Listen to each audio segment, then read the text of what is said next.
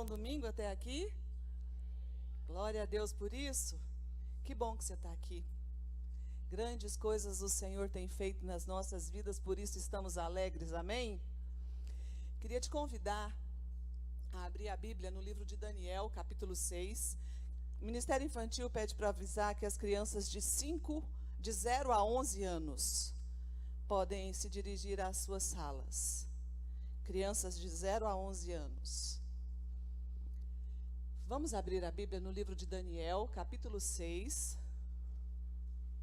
Daniel, capítulo 6, versículos 1 a 23. Eu vou ler bem rapidamente todo o texto e depois nós vamos analisar alguns versículos aqui. Daniel, capítulo 6, versículos 1 a 23. Amém? Todo mundo aí? Abrimos. Talvez a minha versão seja um pouco diferente da sua, mas segue aí comigo. Dario achou por bem nomear 120 sátrapas para governarem todo o reino, e colocou 3 supervisores sobre eles, um dos quais era Daniel. Os sátrapas, nome estranho, né? Tinham que prestar contas a eles para que o rei não sofresse nenhuma perda. Ora, Daniel se destacou tanto entre os supervisores e os sátrapas por suas grandes qualidades que o rei planejava colocá-lo na frente do governo de todo o império. Diante disso, os supervisores e os sátrapas procuraram motivos para acusar Daniel em sua administração governamental, mas nada conseguiram. Não puderam achar falta alguma nele, pois ele era fiel, não era desonesto nem negligente. Finalmente, esses homens disseram: jamais encontraremos algum motivo para acusar esse Daniel, a menos que seja algo relacionado com a lei do Deus dele. E assim, os supervisores e sátrapas, de comum acordo, foram falar com o rei. O rei Dario, ó rei Dario, vive para sempre. Todos os supervisores reais, os prefeitos, os sátrapas, os conselheiros e os governadores concordaram em que o rei deve emitir um decreto ordenando que todo aquele que orar a qualquer deus ou a qualquer homem nos próximos 30 dias, exceto a ti, ó rei, seja atirado na cova dos leões. Agora, ó rei, emite o decreto e assina-o, para que não seja alterado conforme a lei dos medos e dos persas, que não pode ser revogada. E o rei Dario assinou o decreto. Quando Daniel soube que o decreto tinha sido publicado, foi para casa, para o seu quarto, no andar de cima, onde as janelas davam para Jerusalém. 3 vezes por dia ele se ajoelhava e orava, agradecendo ao seu Deus como costumava fazer. Então aqueles homens foram ver e encontraram Daniel orando, pedindo ajuda a Deus. Assim foram falar com o rei acerca do decreto real. Tu não publicastes um decreto ordenando que nos próximos 30 dias todo aquele que fizesse algum pedido a qualquer deus ou a qualquer homem, exceto a ti, ó rei, seria lançado na cova dos leões? O rei respondeu: o decreto está em vigor, conforme a lei dos medos e dos persas, que não pode ser revogada. Então disseram ao rei: Daniel, um dos exilados de Judá, não te dá ouvidos, ó rei, nem ao decreto que assinaste. Ele continua orando 3 vezes por dia. Quando o rei ouviu isso, ficou muito contrariado. E como estava decidido a salvar Daniel, até o pôr do sol fez todo o esforço que pôde para livrá-lo. Mas os homens lhe disseram: lembra-te, ó rei, que conforme a lei dos medos e dos persas, nenhum decreto ou edito do rei pode ser modificado. Então o rei deu ordens, e eles trouxeram Daniel e o jogaram na cova dos leões. O rei, porém, disse a Daniel: que o seu Deus, a quem você serve continuamente, o livre. Taparam a cova com uma pedra, e o rei a selou com seu próprio anel selo, e com os anéis dos seus nobres, para que a situação de Daniel não se modificasse. Tendo voltado ao palácio, o rei passou a noite sem comer, e não aceitou nenhum divertimento em sua presença. Além disso, não conseguiu dormir. Logo ao alvorecer, o rei se levantou e correu para a cova dos leões.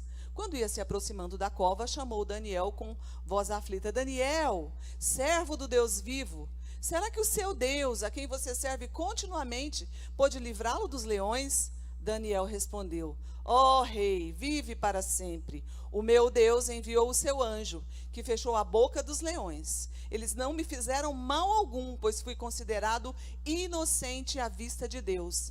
Também contra ti não cometi mal algum, ó rei. O rei muito se alegrou e ordenou que tirassem Daniel da cova. Quando o tiraram da cova, viram que não havia nele nenhum ferimento, pois ele tinha confiado no seu Deus. Amém? Vamos orar?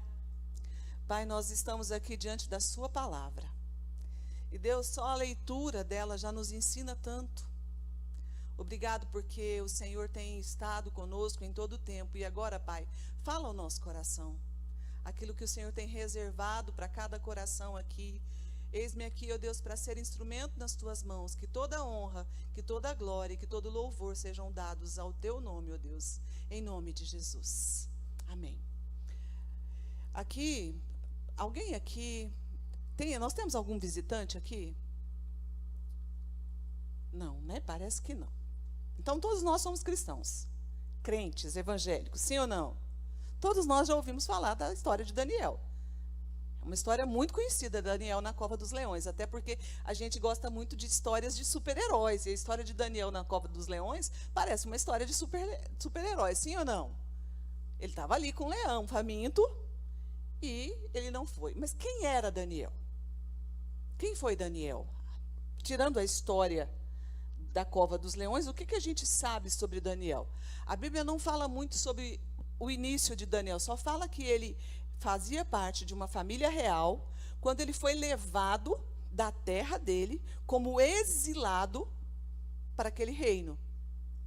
Ele era um adolescente ainda, quando ele foi levado para lá. Não se sabe muita coisa sobre o pai dele, sobre os pais dele. Só se sabe, o que eu acabei de dizer, que ele fazia parte de uma descendência real. Porque quando o rei mandou buscar, ele mandou buscar os da família real. E Daniel, ele não foi levado como um escravo normal. Ele era um servo. Mas ele foi levado para um lugar especial. Porque Daniel, por ser de uma família real, ele estudava e ele estava sendo treinado para ocupar altos cargos no reino, antes de ser exilado. E lá no exílio, ele continuou com esses estudos. E o rei falou para ele, foi levado com ele e outras pessoas, né? A gente sabe dos outros, mas vamos focar aqui em Daniel. E quando eles ofereceram para ele aquilo que ele tinha para receber, Daniel se recusou a comer das mesmas coisas que os outros comiam.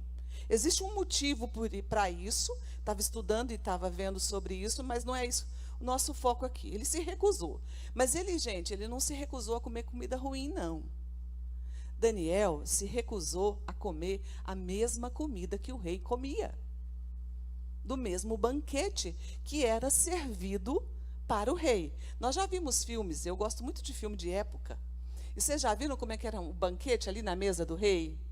O rei sentava ali e era uma mesa que tinha tanta comida, tanta iguaria, o rei tinha acesso a tudo.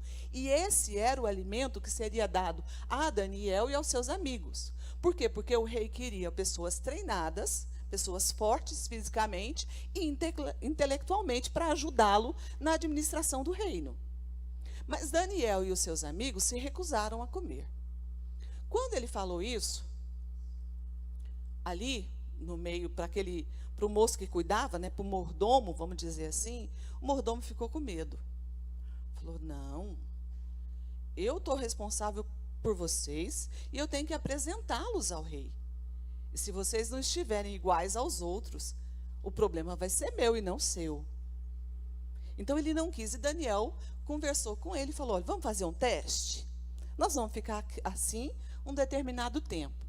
Se a minha aparência dos meus amigos for diferente das dos outros, aí a gente passa a comer o que você está servindo para nós. Senão, nós vamos ficar com a nossa alimentação. E isso foi feito, e a gente sabe que deu certo, que Daniel e os seus amigos, os seus irmãos que ali estavam, ele tinha uma aparência muito melhor do que as dos demais. Porque ele tinha com ele a presença de Deus, que o abençoou. Então, esse foi o início de Daniel. Essa é a história que a Bíblia nos conta. A partir daí, Daniel recebeu do Senhor o dom de interpretação de sonhos, e Daniel começou a participar do reinado daquele rei poderoso. E ele estava ali.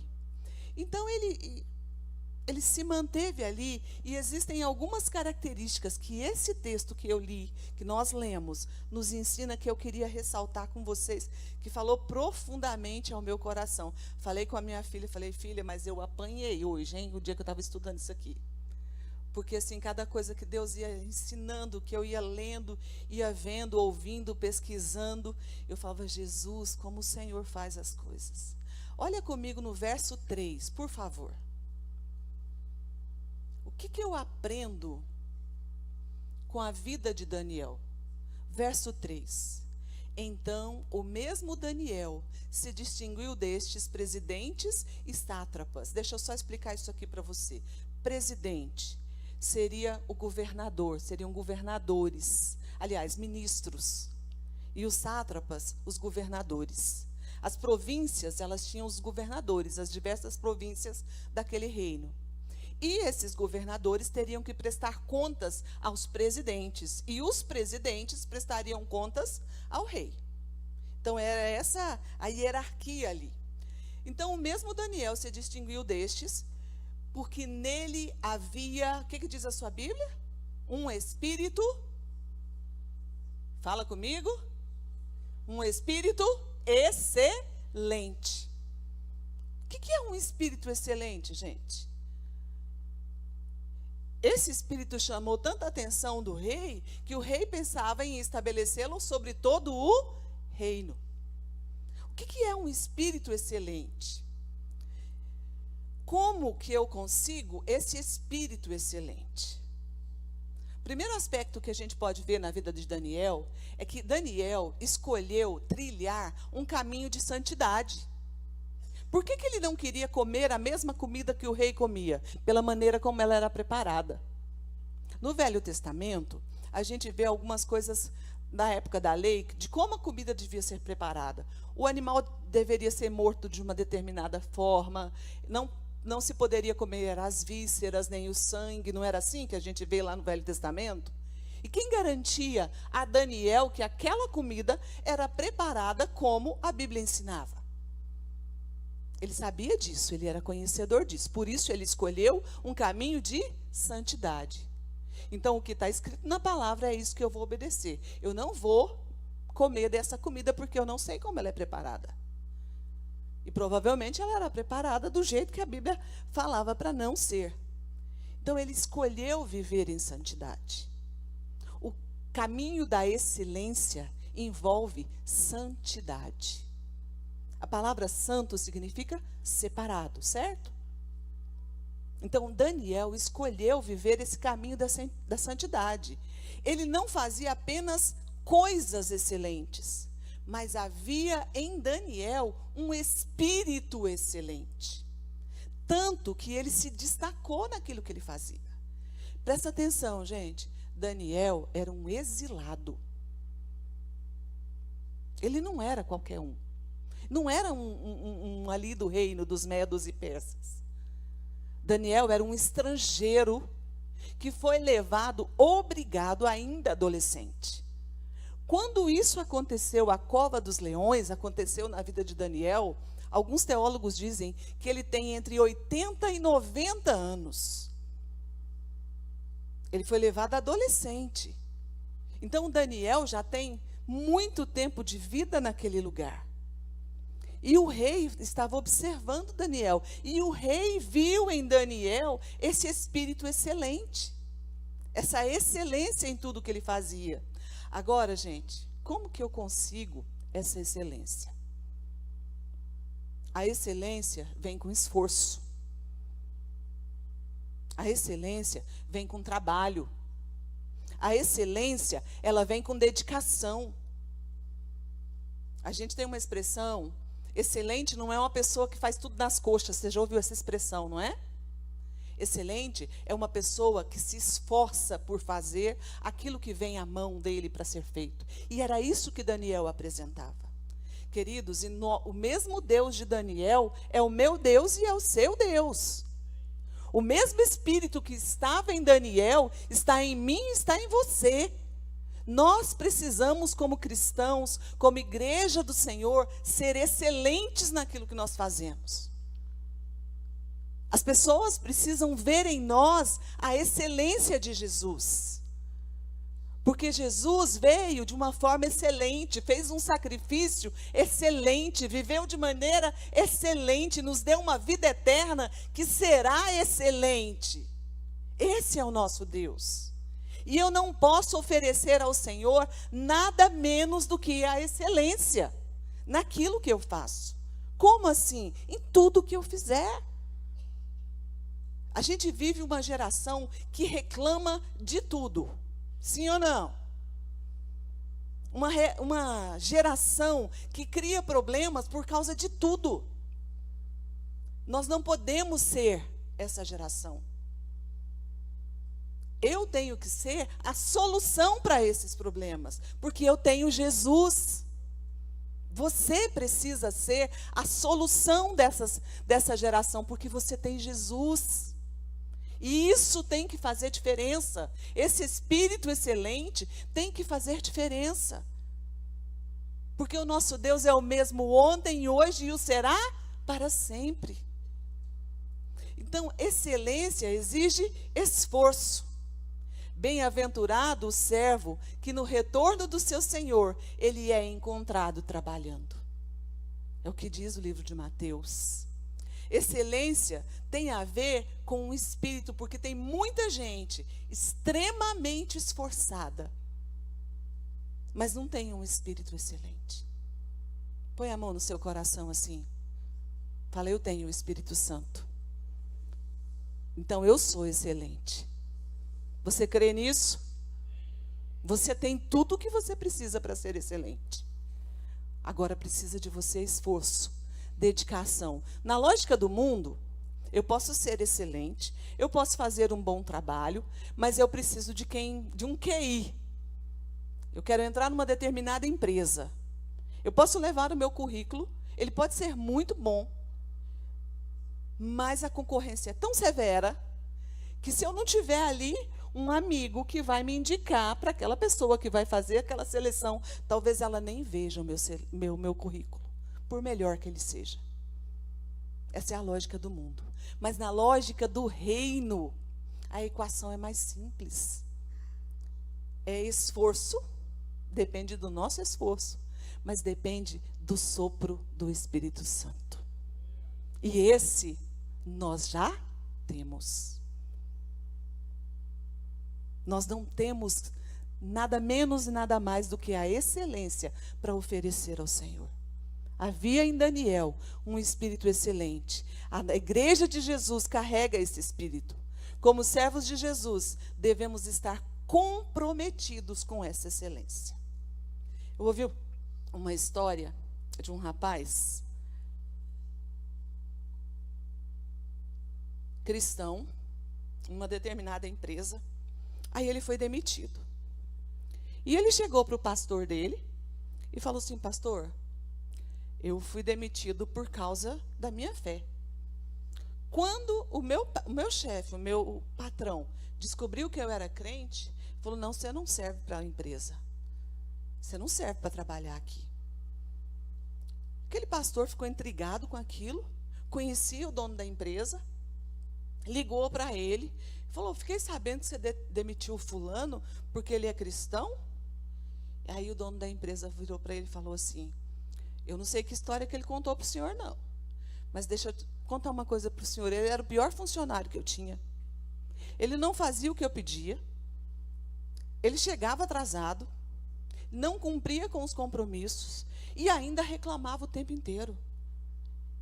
Se tem uma coisa que aconteceu com ele, não foi por causa da fé dele, mas foi por causa da qualidade do serviço que ele oferece.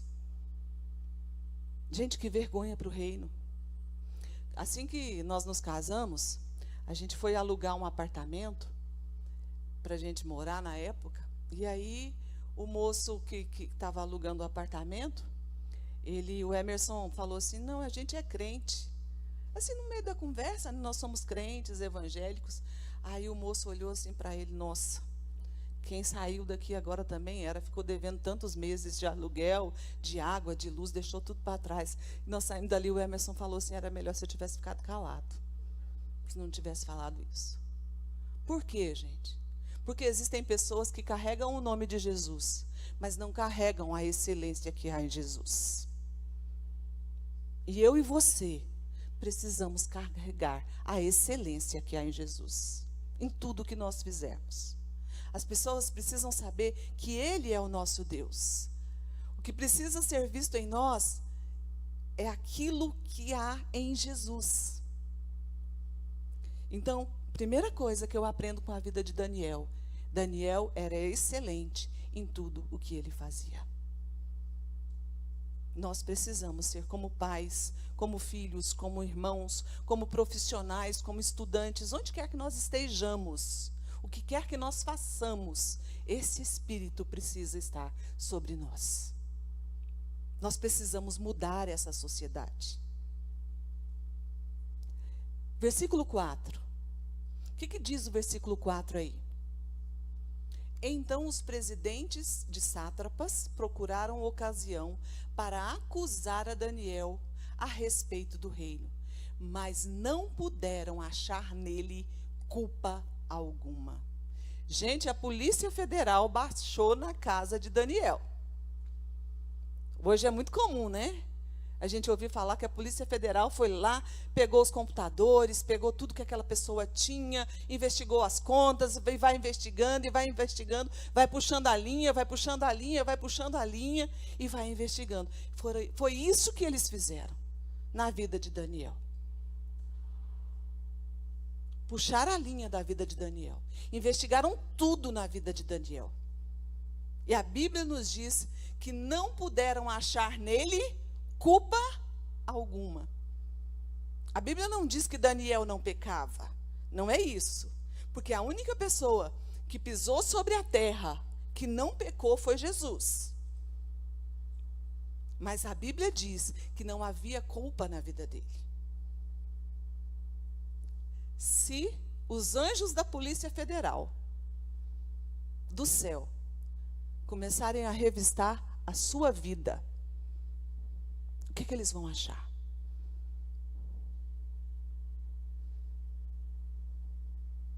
Se eles começarem a olhar o seu WhatsApp, que tipo de conversa eles vão achar aí?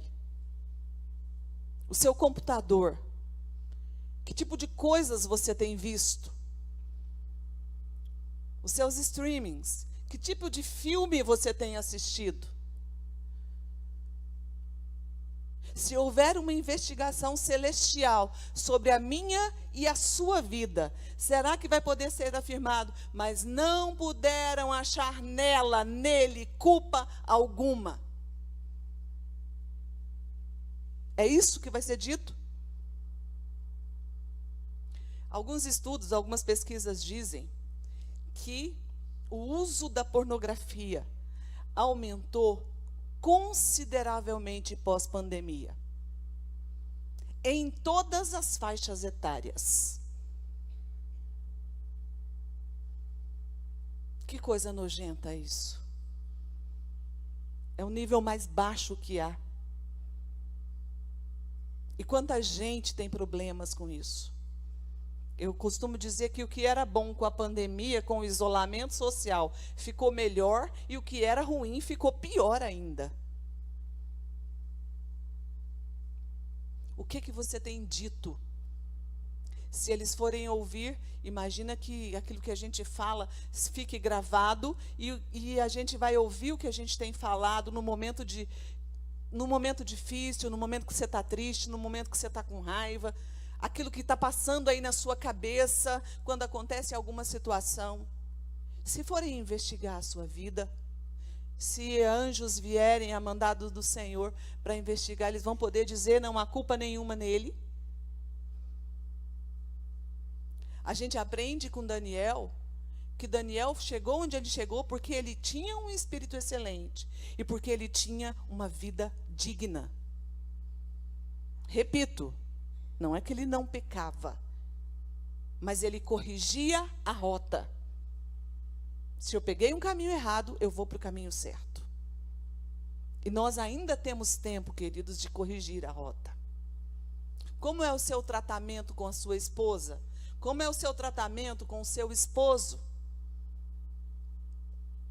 Como é o seu tratamento com as pessoas que estão ao seu redor, com os seus funcionários, com o seu chefe, com os seus filhos? As pessoas veem em você uma vida reta, uma vida digna. Como estão as suas finanças? Você é uma pessoa honesta nas suas finanças? E eu não estou nem falando de dízimo e oferta. Eu estou falando de honestidade. Porque esses homens investigaram tudo na vida de Daniel e não acharam nada. E se essa investigação fosse sobre mim e sobre você, hoje, o que eles achariam em nós? Pense sobre isso. Ainda há tempo de corrigir a rota, se for necessário. Ainda há tempo. Mas pense sobre isso. O que mais que eu posso aprender com a vida de Daniel? Versículo 13. Olha aí comigo. Vamos dar um salto aí agora. Versículo 13. Então disseram ao rei: Daniel, um dos exilados de Judá, não te dá ouvidos, ó rei, nem ao decreto que assinaste. Ele continua orando 3 vezes por dia. Olha como Satanás age. Aquele povo, aqueles homens, tentaram achar culpa em Daniel. Não conseguiram. E eles foram extremamente inteligentes. Foram lá no rei, chegaram lá no rei e mexeram com o ego do rei. Rei, o Senhor é tão grande, o Senhor é tão poderoso, aquela bajulação. O que o Senhor acha de fazer uma lei onde só o Senhor vai ser adorado? Onde só ao Senhor pode se fazer orações. Aquele homem, aquele rei, não conhecia o Senhor. Não era cristão. Não sabia quem era o Deus verdadeiro. Ele se achava um Deus. E esses homens, conhecendo o coração do rei, falaram: nós vamos pegar Daniel, é aqui agora. Foram lá e propuseram isso para o rei. O rei aceitou. Claro, nossa. Egolatria. Talvez isso seja um dos piores tipos de idolatria nos nossos dias. Onde só você importa. Só o que você gosta, só o que você quer. Se o outro gostar ou não, é problema dele. A gente vive isso hoje. E eles criaram, e o rei fez aquele edito. E tinha uma regra, uma lei ali entre os medos e os persas, que quando o rei falasse, nem o rei podia revogar. Nem ele podia voltar atrás. Falou, está falado. E ele assinou. E na hora que eu imagino que ele ficou tão cheio de si com aquela ideia, que ele nem lembrou de Daniel. E ele gostava muito de Daniel. Mas ele nem lembrou, só pensou nele. Se você fosse Daniel, hoje, e a gente está vivendo isso, queridos, o que você faria? O que Daniel fazia todo dia? Ia para o quarto que ficava em cima, abria a janela, imagino que todo mundo que ficava ali ao redor podia ver, porque aqueles homens viram, se ajoelhava 3 vezes por dia e orava ao Senhor. Não era isso que a Bíblia fala? O que Daniel continuou fazendo? Depois do edito do rei? A mesma coisa. Ele continuou fazendo a mesma coisa. Por quê? Porque Daniel estabeleceu um princípio. O princípio de prioridade. Primeiro, Deus. Primeiro, a minha relação com o meu Deus. Daniel podia ou não podia? Não, eu não vou orar mais na janela, não. Eu vou continuar orando, mas eu vou orar escondido, porque aí ninguém vai me ver. Ninguém vai poder pegar no meu pé, porque eles não vão entrar aqui no meu quarto. Eu vou continuar orando, mas eu vou orar no banheiro, porque a porta está fechada. Podia ou não podia ter feito isso? Mas ele fez? Não. Porque ele sabia quem era o Deus dele. Mas, gente, muitas vezes nós estamos fazendo isso. nós estamos nos escondendo diante das situações do mundo. Nós estamos deixando de nos posicionar como servos do Deus vivo, como pessoas que acreditam na Bíblia como única regra de fé e prática, e nos escondendo para não arrumar confusão. É verdade ou não? Você vê alguém afrontando a sua fé. Eu já fiz isso. E para não arrumar confusão, eu acabo me calando, mudando. Talvez eu não negue, mas eu também não deixo claro o que eu penso. E é por isso que nós chegamos onde nós estamos hoje. Como é que é aquele ditado? Basta que os bons se calem para o mal. Como é que é, gente? Eu vi essa frase aí, para o mal prosperar, alguma coisa assim. Nós não podemos nos calar.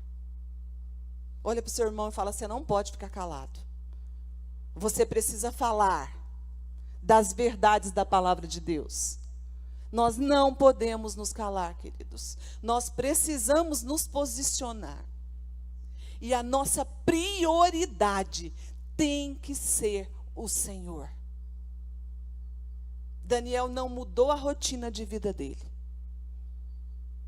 E o que aconteceu com ele? Onde ele foi parar? Conversa comigo, gente. Na cova dos leões. Você está disposto a ir para a cova dos leões? Por causa do seu posicionamento, eu estou disposta. Lembra que eu falei que eu apanhei muito quando eu estava estudando essa palavra? Será que eu estou disposta a parar na cova dos leões? Será que eu estou disposta a morrer por causa do Evangelho? A morrer por causa do meu Deus? Ou é melhor eu ir orar no banheiro? Porque eu continuo sendo cristã, só que dentro do banheiro. E não na janela de frente para Jerusalém. Nós estamos dispostos? As piores propostas, elas podem chegar na sua vida travestidas, parecendo que são maravilhosas. Nós precisamos tomar cuidado com isso. Nós não podemos mais nos calar. Eu preciso ter sabedoria. Eu não vou comprar uma briga que não é minha. Eu não vou entrar num negócio que não tem nada a ver comigo. Mas quando afronta aquilo que é a minha fé diz, eu preciso me posicionar. Eu preciso me posicionar. Como? Vou dar um exemplo simples. Está no seu serviço. Tem uma rodinha ali de pessoas conversando. De repente, começa a sair conversa feia. Você vai mandar eles calarem a boca? Não. Não é sensato você mandar. Mas o que você pode fazer? Se retirar da roda. Sai dali. Gente, dá licença, mas eu vou fazer uma outra coisa. Pronto, você deixou claro, de maneira sábia, o seu posicionamento. Não participo desse tipo de conversa. Começou piadinha com o nome do seu Deus, fala, gente, ó, isso não tem parte comigo, estou saindo daqui. Deixa claro o seu posicionamento. Vai chegar um momento em que as pessoas vão te respeitar. Não vou fazer isso porque fulano está aqui. E ele não gosta. Nós precisamos nos posicionar. Não é ficar na rodinha rindo de coisas que não agradam ao nosso Deus. Esse foi só um dos exemplos. O Emerson conhece um rapaz que passou para a Polícia Federal. E, infelizmente, onde ele foi trabalhar, tinha muita coisa errada acontecendo. E ele se recusou a participar das coisas erradas num determinado local. E ele pagou um preço caro por isso, por ter se recusado. Às vezes, gente, nós vamos parar na cova dos leões, sim. Os leões existem. Mas nós precisamos estabelecer prioridade. Nós precisamos entender que nós não somos únicos nessa terra. Deixa eu te falar uma coisa. O mundo funciona sem você. Se você não se posicionar, o mundo vai continuar funcionando. Ninguém é insubstituível. Quanta gente morreu na pandemia? Quantos de nós perdemos pessoas próximas e muito queridas? Sua vida parou por causa disso? Hoje, quando você ouve falar Covid, o que você pensa? Nada. A vida segue. Não se engane. Se você não se posicionar, a vida vai passar. E você não vai poder apresentar a prioridade ao Senhor, dizendo a Ele que Ele é o Senhor da sua vida, o Senhor da sua casa. As leis que regem o mundo estão aí, mas lá dentro da sua casa, a lei que rege a sua casa é a que você estabelece. E se você estabelecer as leis que estão nesse lugar, que estão descritas aqui, você vai haver em você um espírito excelente, uma vida íntegra. Vai haver em você prioridade ao Senhor. E é isso que a gente vê na vida de Daniel. Quantas vezes a gente fala assim, esquecendo de quem é Deus? Ah, nessa casa aqui não tem jeito não. Cansei. Tem jeito sim. Tem jeito sim. Comece a declarar, comece a viver de maneira íntegra diante do seu Deus. As pessoas serão alcançadas pelo seu testemunho, não pelas suas palavras, mas pelo seu testemunho. Os ambientes são modificados. Estabeleça prioridade na obediência à palavra. Escolha obedecer a Deus e não aos homens. Escolha obedecer a Deus e não aos homens. Por quê? Porque eles podem até prender um adorador, mas eles não conseguem prender a adoração. Quanto a igreja já foi perseguida? Tem até aquela música que fala que ninguém pode parar a igreja do Senhor. E é verdade. Ninguém pode parar a igreja do Senhor. Ninguém podia parar Daniel, porque ele sabia quem era o Deus dele. No versículo 14, olha aí comigo agora. Mais um ensinamento, o quarto e último ensinamento desse texto hoje. Tendo o rei ouvido estas coisas, ficou muito penalizado e determinou consigo mesmo livrar a Daniel até ao pôr do sol e se empenhou por salvá-lo. Daniel, ele aprendeu a esperar o livramento do Senhor. E aqui acontece um negócio muito interessante. O rei mandou jogar Daniel na cova dos leões. E ele fala assim para Daniel no verso 16. Então o rei deu ordens e eles trouxeram Daniel e o jogaram na cova dos leões. O rei, porém, disse a Daniel que o seu Deus, a quem você serve continuamente, o livre. Você entende o paradoxo aqui? Aquele homem estava sendo adorado como Deus, sim ou não? Não foi isso? Durante 30 dias que eles se propuseram a fazer? Mas ele não conseguia nem cancelar o edito que ele mesmo tinha escrito. Para não condenar Daniel. Porque a Bíblia nos diz no verso 14, que até o pôr do sol ele tentou livrá-lo.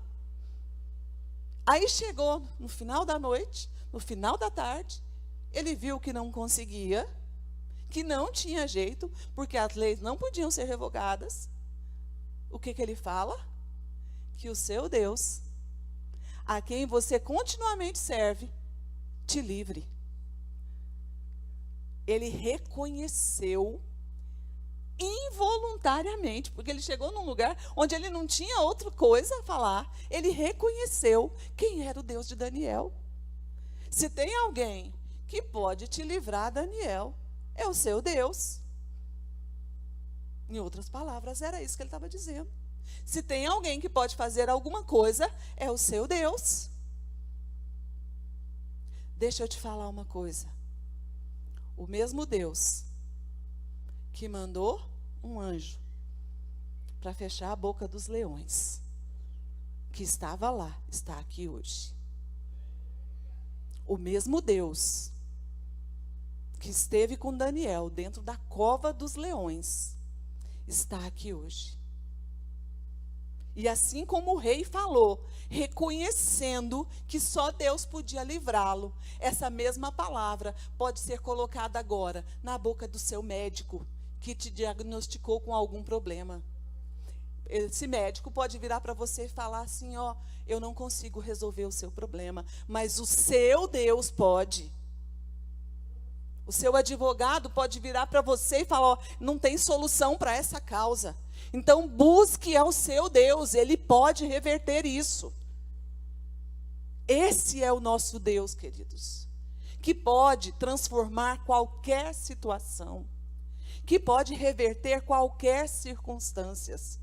Mas Ele precisa ter em mim e em você um espírito de excelência, ver em mim e em você essa excelência, esse desejo de servi-lo, de tê-lo como prioridade, de ter uma vida digna e de confiar no livramento do Senhor em todo o tempo. Espere mais um dia, o dia vai amanhecer. Talvez você esteja hoje na cova dos leões. Não sei o que é a sua cova dos leões. Numa situação onde só o Senhor pode interferir. Espere mais um dia, vai amanhecer. E a Bíblia nos diz que as misericórdias do Senhor se renovam a cada manhã. Leões, queridos, existem. Alguns leões, já ouviu aquela expressão que fala assim, que a gente tem que matar um leão por dia? Todo mundo já ouviu, né? Eu não quero ter que matar um leão por dia, não. Mas leões existem. E alguns leões, nós procuramos eles. Nós os colocamos na nossa vida. Mas outros não. Outros não. Outros, eles vêm até nós porque eles existem. É só a vida acontecendo. Mas aí é que está. Qual que é a sua posição na cova dos leões? O que você vai decidir? Desespero no meio do problema? Ou você vai decidir confiar no seu Deus? Imagino eu que Daniel na cova dos leões dormiu e descansou, porque ele decidiu confiar em Deus. E a Bíblia nos diz que o rei passou a noite acordado. O último versículo, final do versículo 23, o que diz aí? O que Daniel fala? Finalzinho do versículo 23. Quem foi que livrou Daniel? Viu aí?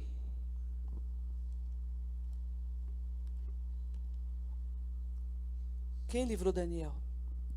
Deus. Quem pode te livrar? Quem pode trazer direção ao seu coração? Existe outra pessoa que conhece o seu coração melhor do que ele? Não. E por que nós temos tanto confiar? Nós precisamos entender quem é o nosso Deus. Quando o tiraram da cova do leão, da cova, viram que não havia nele nenhum ferimento, pois ele tinha confiado no seu Deus. Posso ouvir um amém? Por que não havia ferimento em Daniel? Porque ele tinha confiado no seu Deus. Escolha confiar no Senhor. Seja qual for a circunstância da sua vida, seja quais forem os leões que você tem enfrentado, escolha confiar no seu Deus. Fique de pé, por favor. E eu queria que você apresentasse o seu leão hoje ao Senhor. Talvez seja o seu filho, talvez seja os seus pais, talvez seja o seu marido, talvez seja as suas finanças, talvez seja a sua saúde. Eu não sei qual é o leão que você tem enfrentado, mas eu sei que existe um Deus que está com você na cova dos leões, que existe um Deus que está com você nessa circunstância. Escolha confiar no Senhor. Escolha confiar no Senhor. Vou repetir. Escolha confiar no Senhor. Pai, eis aqui a tua igreja. E eu sei que cada um aqui, Pai, tem uma situação diferente, está vivendo umas circunstâncias diferentes. Senhor, mas nós queremos te dizer que nós escolhemos confiar no Senhor. Nós escolhemos depender do Senhor. Viver uma vida excelente de maneira digna, estabelecendo prioridades e exaltando o teu santo nome em tudo. E que quando, Deus querido, os problemas vierem, as lutas chegarem à nossa casa, nós possamos ter a certeza de que o teu Espírito está conosco. Nós possamos ter a certeza de que temos o Senhor, e o Senhor é suficiente para nos guardar, para nos livrar, para nos conduzir e para dirigir toda a nossa vida. Nós te louvamos, ó Senhor, por essa certeza, e continua falando conosco, Deus, em nome de Jesus. Amém. Aleluia.